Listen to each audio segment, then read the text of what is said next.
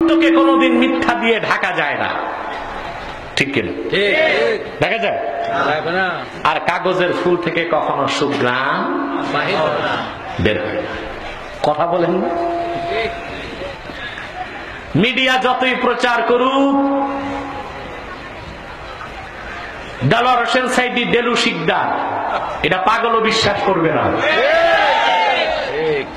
দেশবাসী মানছে? কথা বলেন। ব্যক্তি আলাদা। একটি লোক মরে গেছে স্বাধীনের সময়, আরেকটি লোক সেই সময় ছিলেন তার বিভাগ ছেড়ে আরেক বিভাগে, ঠিক কিনা? আমি বাংলাদেশের কোন মাহফিলে, আপনারাও দেখবেন, সাইদি সাহেবের জন্য প্রকাশ্যে কোনো দোয়া চাই না। চাই? আমাদের কাজ গোড়াতে।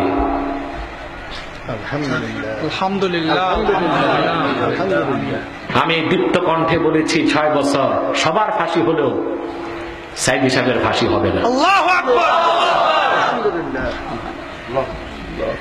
এদেশের সমস্ত পীর মাশায়েখ যারা চলে গেছেন তারাও দোয়া করেছেন সাইদি সাহেবের জন্য, আর যারা বেঁচে আছে তারাও দোয়া করেছেন। কিভাবে লোকটাকে ফাঁসি দেওয়া যাবে? যাবে না ইনশাআল্লাহ। কথা বলেন। স্বপ্নে 3 বার আমার সাথে তিনি সাক্ষাৎ করলেন। সুবহানাল্লাহ। 2 বার স্বপ্ন দেখার পর আমি আমার সংগঠনের নেতাদেরকে বললাম, সাইদি সাহেবের ফাঁসি হবে না। 3য় বার যখন রিভিউ হলো, তারা বললেন, হুজুর আপনার কথা তো সত্য হচ্ছে না, ফাঁসি তো দিবেই। আমি বলেছি, আমি এখনো বলি ফাঁসি হবে না। 3 দিন আগে রিভিউর রায় স্বপ্নে দেখি তিনি আমার কাঁধে হাত দিয়ে বলতেছেন, আমার জন্য আপনারা আর কি করবেন? আমি সকালে সবাইকে বলেছি তার ফাঁসি হবে না ইনশাআল্লাহ।